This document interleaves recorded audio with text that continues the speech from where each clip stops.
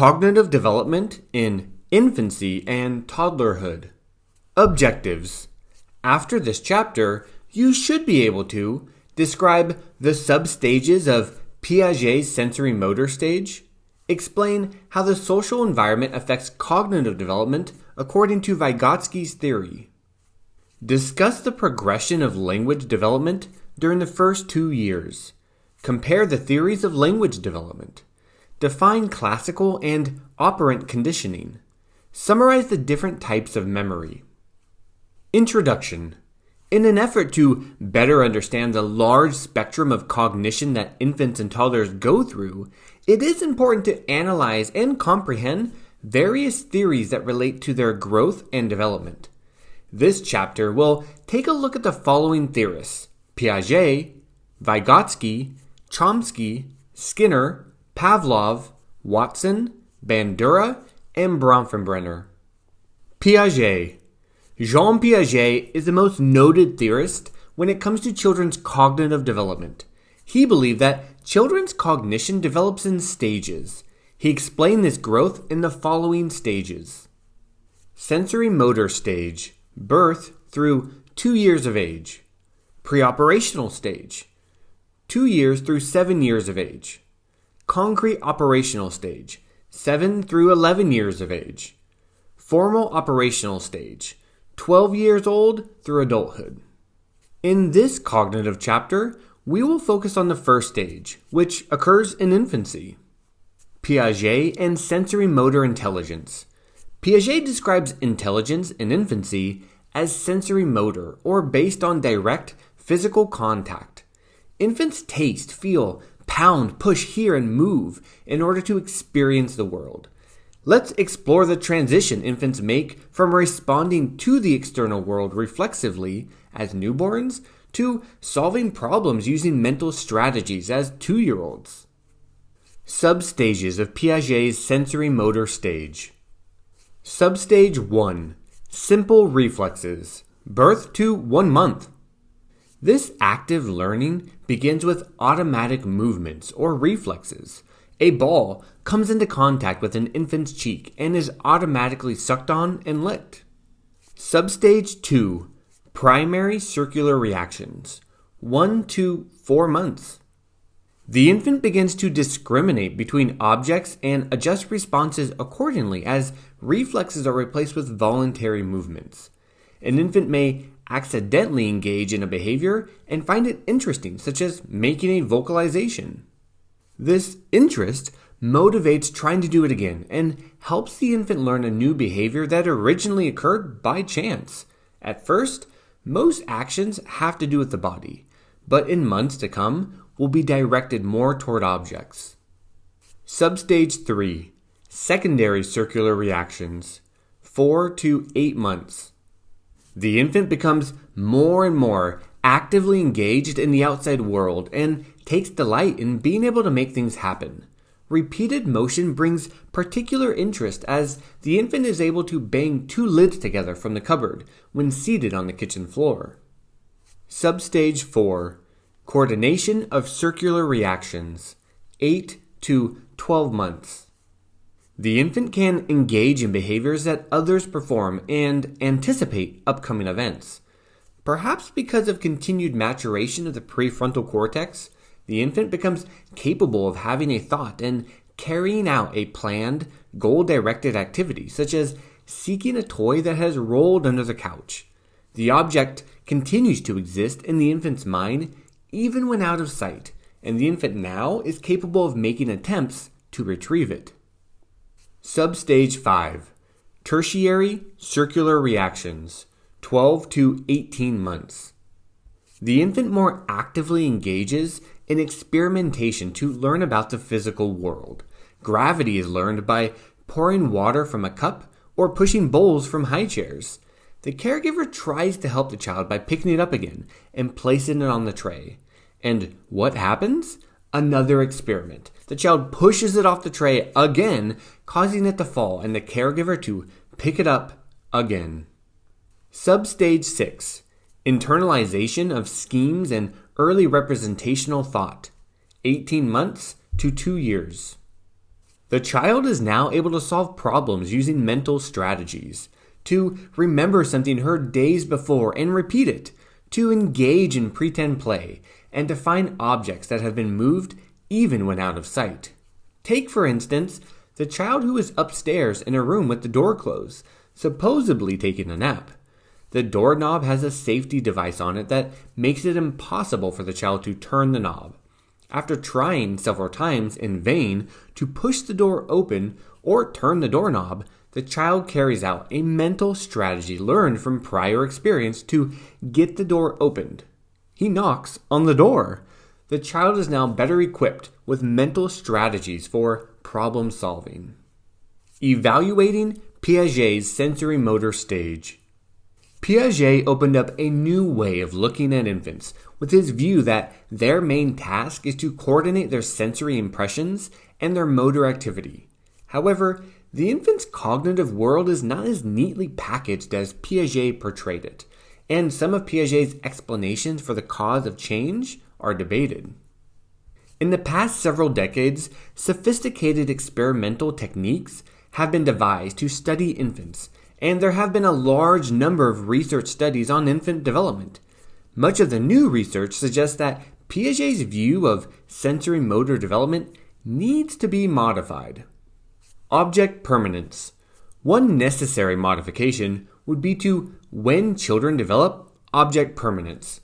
Infants seem to be able to recognize that objects have permanence at much younger ages than Piaget proposed, even as young as 3.5 months of age. The A not B error. The data does not always support Piaget's claim that certain processes are crucial in transitions from one stage to the next. For example, in Piaget's theory, an important feature in the progression into substage 4, coordination of secondary circular reactions, is an infant's inclination to search for a hidden object in a familiar location, rather than to look for the object in a new location. Thus, if a toy is hidden twice, initially at location A and subsequently at location B, 8 to 12-month-old infants search correctly at location A initially. But when the toy is subsequently hidden at location B, they make the mistake of continuing to search for it at location A. A not B error is the term used to describe this common mistake. Older infants are less likely to make the A not B error because their concept of object permanence is more complete. Researchers have found, however, that the A not B error does not show up consistently. The evidence indicates that A not B errors are sensitive to the delay between hiding the object at B and the infant's attempt to find it. Thus, the A not B error might be due to a failure in memory. Another explanation is that infants tend to repeat a previous motor behavior. Vygotsky. Development is determined by environmental factors. Piaget set the tone for much of current-day research, but his theory has also received a great deal of criticism. Many believe that Piaget ignored the huge influence that society and culture have in shaping a child's development. At a similar time, another researcher named Lev Vygotsky had come to similar conclusions as Piaget about children's development, in thinking that children learned about the world through physical interaction with it.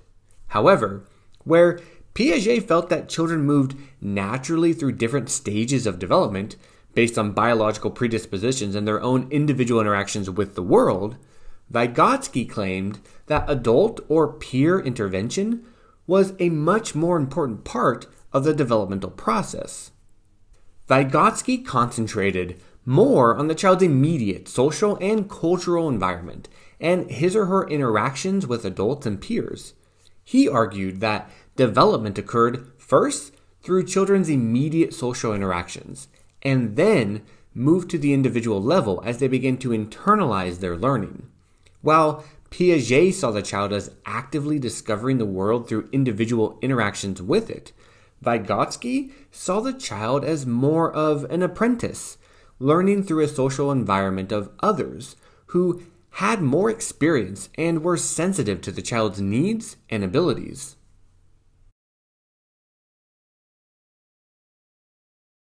Language development. Do newborns communicate? Absolutely. However, they do not communicate with the use of language.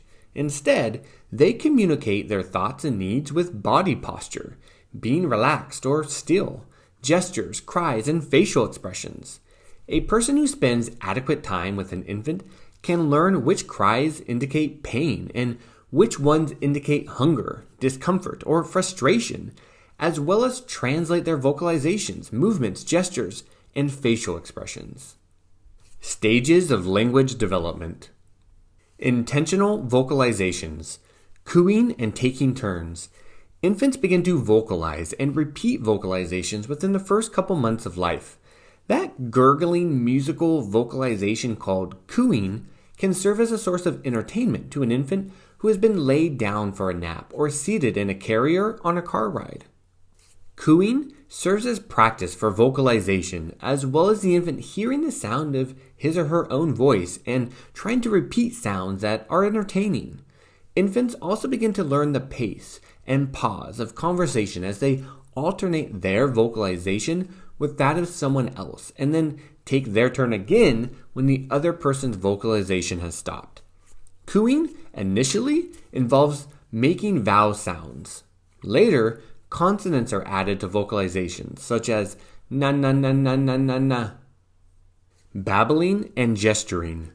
At about 4 to 6 months of age, infants begin making even more elaborate vocalizations that include the sounds required for any language. Guttural sounds, clicks, consonants, and vowel sounds stand ready to equip the child with the ability to repeat whatever sounds are characteristic of the language heard. Eventually, these sounds will no longer be used as the infant grows more accustomed to a particular language. Deaf babies also use gestures to communicate wants, reactions, and feelings. Because gesturing seems to be easier than vocalization for some toddlers, sign language is sometimes taught to enhance one's ability to communicate by making use of the ease of gesturing. The rhythm and pattern of language is used when deaf babies sign, just as it is when hearing babies babble. Understanding. At around 10 months of age, the infant can understand more than he or she can say. You may have experienced this phenomenon as well if you have ever tried to learn a second language. You may have been able to follow a conversation more easily than to contribute to it. Holophrase speech. Children begin to use their first words at about 12 or 13 months of age, and may use partial words to convey thoughts at even younger ages. These one-word expressions are referred to as holophrase speech. For example, the child may say "ju" for the word juice, and use this sound when referring to a bottle. The listener must interpret the meaning of the holophrase, and when this is someone who has spent time with the child, interpretation is not too difficult. They know that "ju" means juice, which means the baby wants some milk. But someone who has not been around the child will have trouble knowing what is meant. Imagine the parent who, to a friend, exclaims, "Ezra's talking all the time now." The friend hears only "ju da ga," which the parent explains means, "I want some milk when I go with Daddy."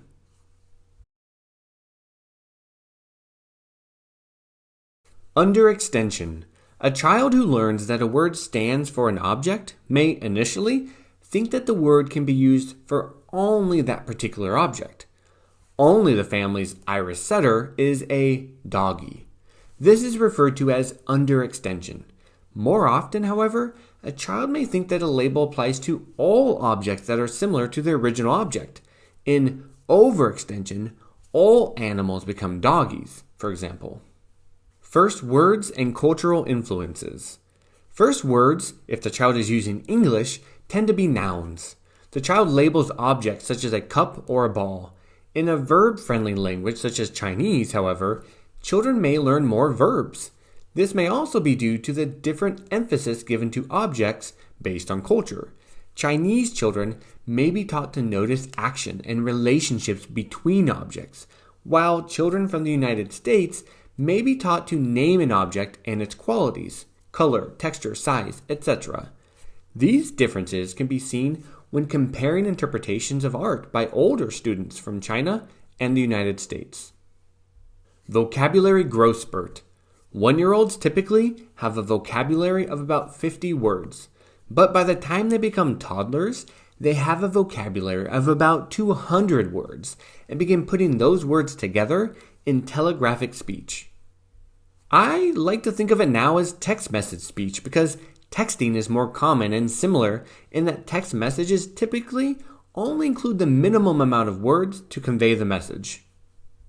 2-word sentences and telegraphic speech.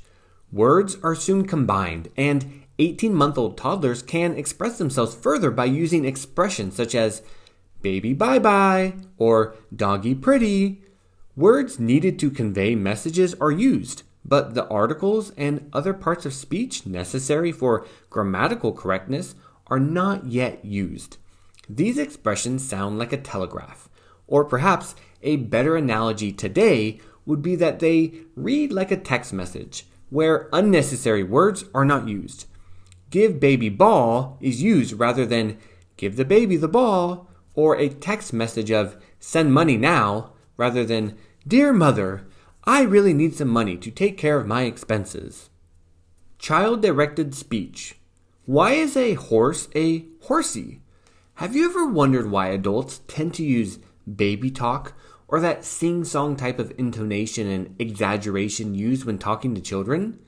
This represents a universal tendency and is known as child-directed speech, or parentese, historically referred to as motherese. It involves exaggerating the vowel and consonant sounds, using a high-pitched voice and delivering the phrase with great facial expression. Why is this done? It may be in order to clearly articulate the sounds of a word so that the child can hear the sounds involved. Or it may be because when this type of speech is used, the infant pays more attention to the speaker, and this sets up a pattern of interaction in which the speaker and listener are in tune with one another. Theories of language development. The following 2 theories of language development represent 2 extremes in the level of interaction required for language to occur. Chomsky and the language acquisition device. The view known as nativism, advocated by Noam Chomsky, suggests that infants are equipped with a neurological construct referred to as the language acquisition device, or LAD, that makes infants ready for language. Language develops as long as the infant is exposed to it. No teaching, training, or reinforcement is required for language to develop. Social pragmatics. Another view emphasizes the child's active engagement in learning language out of a need to communicate. The child seeks information, memorizes terms, imitates the speech heard from others, and learns to conceptualize words as language is acquired. Many would argue that all 3 of these dynamics foster the acquisition of language.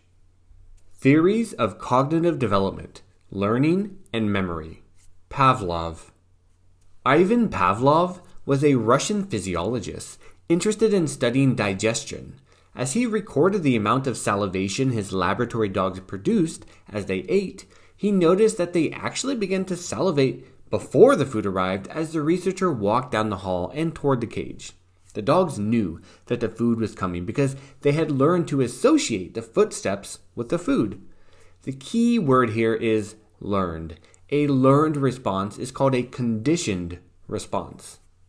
Pavlov began to experiment with this quote-unquote psychic reflex. He began to ring a bell, for instance, prior to introducing the food. Sure enough, after making this connection several times, the dogs could be made to salivate to the sound of a bell.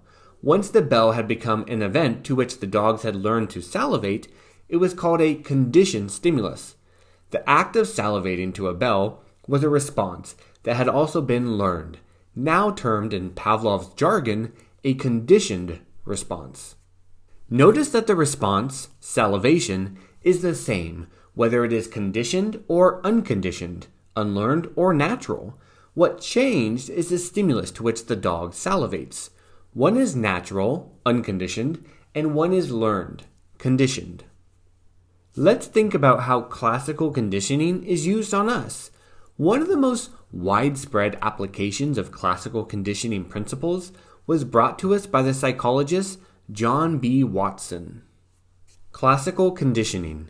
Classical conditioning is a form of learning whereby a conditioned stimulus, CS, becomes associated with an unrelated unconditioned stimulus, US, in order to produce a behavioral response known as a conditioned response, CR. The conditioned response is the learned response to the previously neutral stimulus. The unconditioned stimulus is usually a biologically significant stimulus such as food or pain that elicits an unconditioned response, UR, from the start. The conditioned stimulus is usually neutral and produces no particular response at first, but after conditioning, it elicits the conditioned response. If we look at Pavlov's experiment, we can identify these 4 factors at work. The unconditioned response was the salivation of dogs in response to seeing or smelling their food. The unconditioned stimulus was the sight or smell of the food itself. The conditioned stimulus was the ringing of the bell. During conditioning, every time the animal was given food, the bell was rung. This was repeated during several trials. After some time, the dog learned to associate the ringing of the bell with food and to respond by salivating. After the conditioning period was finished, the dog would respond by salivating when the bell was rung, even when the unconditioned stimulus, the food, was absent. The conditioned response, therefore, was the salivation of the dogs in response to the conditioned stimulus, the ringing of the bell. Neurological response to conditioning. Consider how the conditioned response occurs in the brain. When a dog sees food, the visual and olfactory stimuli send information to the brain through their respective neural pathways, ultimately activating the salivary glands to secrete saliva. This reaction is a natural, biological process as saliva aids in the digestion of food. When a dog hears a buzzer and at the same time sees food, the auditory stimuli activates the associated neural pathways.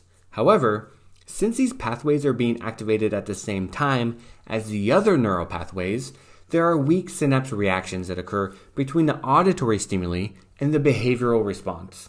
Over time, these synapses are strengthened so that it only takes the sound of a buzzer to activate the pathway leading to salivation. Operant conditioning. Operant conditioning is a theory of behaviorism, a learning perspective that focuses on changes in an individual's observable behaviors. In operant conditioning theory, new or continued behaviors are impacted by new or continued consequences. Research regarding this principle of learning was first studied by Edward L. Thorndike in the late 1800s, then brought to popularity by B.F. Skinner in the mid-1900s. Much of this research informs current practices in human behavior and interaction. Skinner's research. Thorndike's initial research was highly influential on another psychologist, B.F. Skinner. Almost half a century after Thorndike's first publication of the principles of operant conditioning, Skinner attempted to prove an extension to this theory, that all behaviors were in some way a result of operant conditioning. Skinner theorized that if a behavior is followed by reinforcement, that behavior is more likely to be repeated. But if it is followed by punishment, it is less likely to be repeated. He also believed that this learned association could end or become extinct if the reinforcement or punishment was removed. To prove this, he placed rats in a box with a lever that, when tapped, would release a pellet of food. Over time, the amount of time it took for the rats to find the lever and press it became shorter and shorter, until finally the rat would spend most of its time near the lever eating. This behavior became less consistent when the relationship between the lever and the food was compromised. The basic theory of operant conditioning is still used by psychologists, scientists, and educators today. Shaping reinforcement principles and schedules of reinforcement. Operant conditioning can be viewed as a process of action and consequence. Skinner used this basic principle to study the possible scope and scale of the influence of operant conditioning on animal behavior. His experiments used shaping, reinforcement, and reinforcement schedules in order to prove the importance of the relationship that animals form between behaviors and results. All of these practices concern the setup of an experiment. Shaping is a conditioning paradigm of an experiment. The form of the experiment in successive trials is gradually changed to elicit a desired target behavior. This is accomplished through reinforcement or reward of the segments of the target behavior and can be tested using a large variety of actions and rewards. The experiments were taken a step further to include different schedules of reinforcement that become more complicated as the trials continued. By testing different reinforcement schedules, Skinner learned valuable information about the best ways to encourage a specific behavior, or the most effective ways to create a long-lasting behavior. Much of this research has been replicated on humans and now informs practices in various environments of human behavior. Positive and negative reinforcement. Sometimes, adding something to the situation is reinforcing. Positive reinforcement involves adding something to the situation in order to encourage a behavior. Other times, taking something away from a situation can be reinforcing. For example, the loud, annoying buzzer on your alarm clock encourages you to get up so that you can turn it off and get rid of the noise. Children whine in order to get their parents to do something, and often parents give in just to stop the whining. In these instances, negative reinforcement has been used. Operant conditioning tends to work best if you focus on trying to encourage a behavior or move a person into the direction you want them to go rather than telling them what not to do. Reinforcers are used to encourage a behavior. Punishers are used to stop a behavior. A punisher is anything that follows an act and decreases the chance that it will reoccur. But often a punished behavior does not really go away. It is just suppressed and may reoccur whenever the threat of punishment is removed. For example, a child may not cuss around you because you've washed his mouth out with soap, but he may cuss around his friends. Or a motorist may slow down when the trooper is on the side of the freeway. Another problem with punishment is that when a person focuses on punishment, they may find it hard to see what the other does right or well. And punishment is stigmatizing. When punished, some start to see themselves as bad and give up trying to change. Reinforcement can occur in a predictable way, such as after every desired action is performed, or intermittently, after the behavior is performed a number of times, or the first time it is performed after a certain amount of time. The schedule of reinforcement has an impact on how long a behavior continues after reinforcement is discontinued. So a parent who has rewarded a child's actions each time may find that the child gives up very quickly if a reward is not immediately forthcoming. Think about the kinds of behaviors that may be learned through classical and operant conditioning. But sometimes very complex behaviors are learned quickly and without direct reinforcement. Bandura's social learning, covered later in the chapter, explains how. Watson and behaviorism. Another theorist who added to the spectrum of the behavioral movement was John B. Watson. Watson believed that most of our fears and other emotional responses are classically conditioned. He had gained a good deal of popularity in the 1920s with his expert advice on parenting offered to the public. He believed that parents could be taught to help shape their children's behaviors and tried to demonstrate the power of classical conditioning with his famous experiment with an 18-month-old boy named Little Albert. Watson set Albert down and introduced a variety of seemingly scary objects to him, a burning piece of newspaper, a white rat, etc. But Albert remained curious and reached for all of these things. Watson knew that one of our only inborn fears is the fear of loud noises. So he proceeded to make a loud noise each time he introduced one of Albert's favorites, a white rat. After hearing the loud noise several times paired with the rat, Albert soon came to fear the rat and began to cry when it was introduced.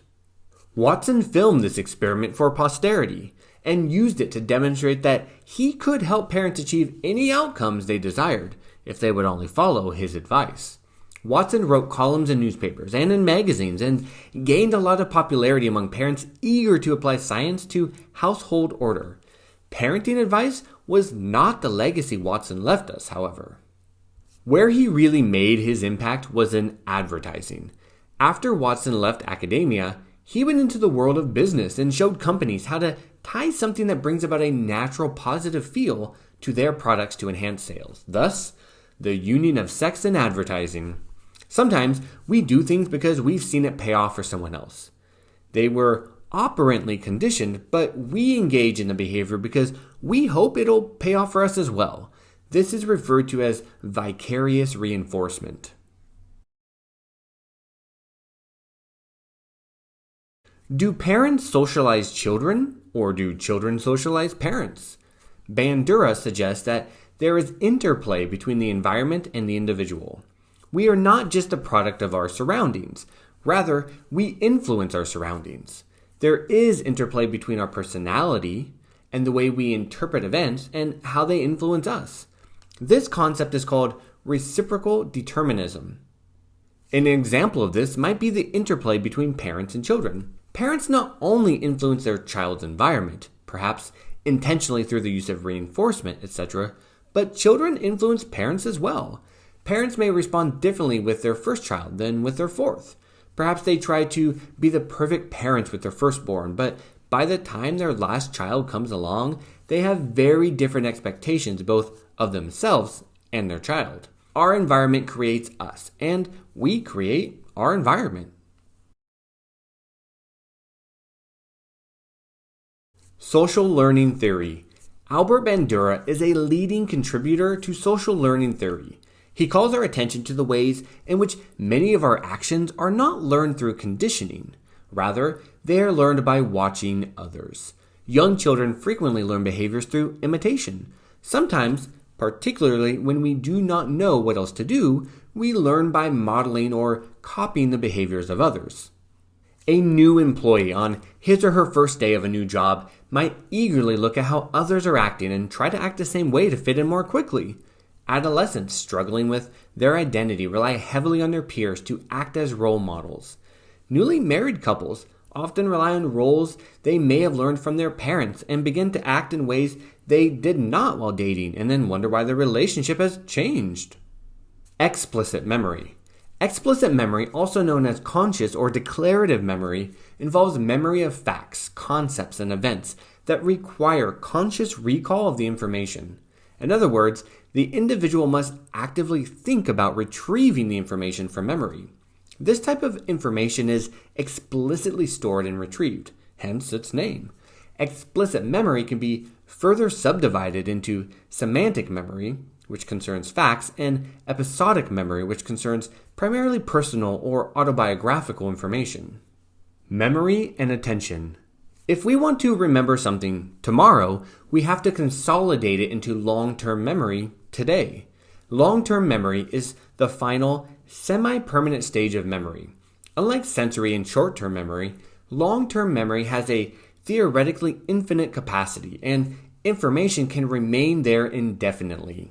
Long-term memory has also been called reference memory because an individual must refer to the information in long-term memory when performing almost any task. Long-term memory can be broken down into two categories: explicit and implicit memory. Episodic memory. Episodic memory is used for more contextualized memories. They are generally memories of specific moments or episodes in one's life. As such, they include sensations and emotions associated with the event, in addition to the who, what, where, and when of what happened. An example of an episodic memory would be recalling your family's trip to the beach. Autobiographical memory, memory for particular events in one's own life, is generally viewed as either equivalent to or a subset of episodic memory. One specific type of autobiographical memory is a flashbulb memory, which is highly detailed, explicitly vivid snapshot of the moment and circumstances in which a piece of surprising and consequential or emotionally arousing news was heard. For example, many people remember exactly where they were and what they were doing when they heard of the terrorist attacks on September 11, 2001. This is because it is a flashbulb memory. Semantic and episodic memory are closely related. Memory for facts can be enhanced with episodic memories associated with the fact, and vice versa. For example, the answer to the factual question, "Are all apples red?" might be recalled by remembering the time you saw someone eating a green apple. Likewise, semantic memories about certain topics, such as football, can contribute to more detailed episodic memories of a particular personal event, like watching a football game. A person that barely knows the rules of football will remember the various plays and outcomes of the game in much less detail than a football expert. Implicit memory. In contrast to explicit conscious memory, implicit, also called unconscious or procedural memory, involves procedures for completing actions. These actions develop with practice over time. Athletic skills are one example of implicit memory. You learn the fundamentals of a sport, practice them over and over, and then they flow naturally during a game. Rehearsing for a dance or musical performance is another example of implicit memory. Everyday examples include remembering how to tie your shoes, drive a car, or ride a bicycle. These memories are accessed without conscious awareness. They are automatically translated into actions without us even realizing it. As such, they can often be difficult to teach or explain to other people. Implicit memories differ from the semantic scripts described above in that they are usually actions that involve movement and motor coordination, whereas scripts tend to emphasize social norms or behaviors. Short-term memory storage. Short-term memory is the ability to hold information for a short duration of time, on the order of seconds. In the process of encoding, information enters the brain and can be quickly forgotten if it is not stored further in the short-term memory. George A. Miller suggested that the capacity of short-term memory storage is approximately 7 items plus or minus 2, but modern researchers are showing that this can vary depending on variables like the stored item's phonological properties. When several elements such as digits, words, or pictures are held in short-term memory simultaneously, their representations compete with each other for recall or degrade each other. Thereby, new content gradually pushes out older content, unless the older content is actively protected against interference by rehearsal or by directing attention to it. Information in the short-term memory is readily accessible, but for only a short time. It continuously decays, so in the absence of rehearsal, keeping information in short-term memory by mentally repeating it, it can be forgotten. Long-term memory storage. In contrast to short-term memory, long-term memory is the ability to hold semantic information for a prolonged period of time. Items stored in short-term memory move to long-term memory through rehearsal, processing, and use. The capacity of long-term memory storage is much greater than that of short-term memory, and perhaps unlimited. However, the duration of long-term memories is not permanent. Unless a memory is occasionally recalled, it may fail to be recalled on later occasions. This is known as forgetting. Long-term memory storage can be affected by traumatic brain injury or lesions. Amnesia, a deficit in memory, can be caused by brain damage. Anterograde amnesia is the inability to store new memories. Retrograde amnesia is the inability to retrieve old memories. These types of amnesia indicate that memory does have a storage process. Conclusion. In this chapter, we looked at Piaget's sensory motor stage, the impact of social environment on children's learning, the progression and theories of language development, classical and operant conditioning, and systems of reinforcement, the types of memory and how they work together. In the following chapter, we will finish looking at the first 2 years of life by examining social and emotional development, including temperament and attachment.